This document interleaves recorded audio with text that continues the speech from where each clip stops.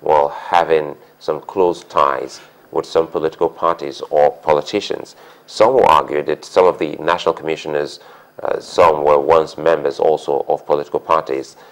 What can you tell us about, for instance, Ambassador Wali, his antecedent and his closeness to anyone? Well, you know, for you to even be appointed into a political office like an INEC commissioner, certainly, I mean, some people would have nominated him. Certainly. But you see, when there are two evils, you choose the lesser one. As we speak, since the handing over, and like the presidency clarified, not appointment, since handing over to Wali, I mean, not too many Nigerians have said, oh, Wali has been known to work for politician A or B or whatever. So what we talk about here is relative, you know, relative insulation from the murky waters of politics. Certainly people will have, you know, political affiliations, political sympathy, etc. But we are saying that to what extent is that individual able to insulate him or herself from, you know, the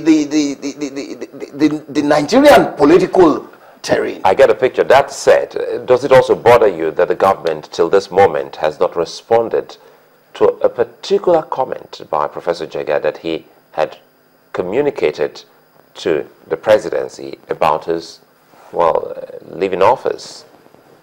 You know, because if they had acted promptly and swiftly, this probably I don't think we'll be discussing this. Yeah, you see, it's some kind of abdication, and it smacks of you know, the tardiness and the lethargic nature which the APC, you know, APC government has come into office.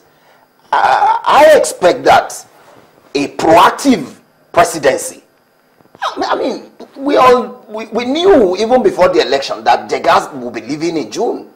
In fact, when there was a time before the election that it's been speculated that he will be suspended, so that by the time they will conduct the election, his tenure would have been over and all that. So when Jegas' tenure will expire is in the public domain.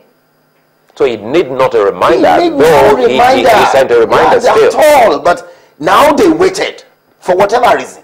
And then the guy said, look, whatever you may think, I am going to hand over to somebody I consider appropriate.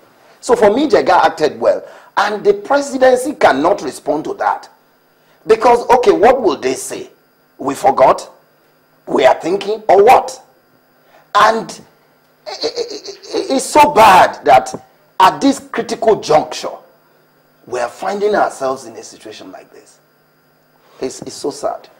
But then, in terms of innovations that we expect to come to bear, perhaps let me talk about what kind of improvements would you like to see from INEC if we move a little bit on from who heads that position for now, and then look at, especially as it has to do with people's vote counting. One man, one vote. Well, you see, the first thing, and I'm going to take it from the caveat you put, moving away from the person who, no, we cannot move away. Because, look, we knew what INEC was before Jega came. So, the injection of Jega into INEC changed the dynamics. No, I mean, because you've spoken about the person who occupies. Now, what would you like to see? I will tell you, the first thing I'd like to see is that the Uwais panel report, Justice Mohammed Uwais panel report on electoral reforms in Nigeria be implemented by this president. That is the beginning of change. Now, there's one very important recommendation in that panel report, and it is to the effect that the presidency should hands off the appointment of who becomes the chairperson of INEC, and that whosoever is interested should apply to the National Judicial Council, who will do the shortlisting and send to the National Council of State, I suppose, and then those ones will also do their screening and then recommend whoever, you know, fits the bill to the Senate for ratification. If the president can do that, that is the beginning of good tidings for INEC.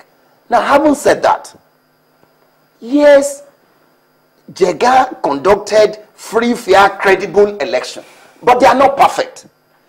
That tells me that a lot still needs to be desired. There's a lot of room for improvement in INEC.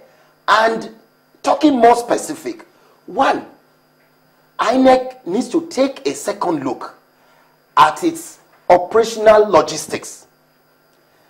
People get late to polling centers, materials will not arrive, and all that. They must take a second look at that and solve that problem. Ilo suggested DHL and all that, but I tell you that that is just one aspect of it. The second is the deployment, the recruitment and deployment of INEC ad hoc staff during election.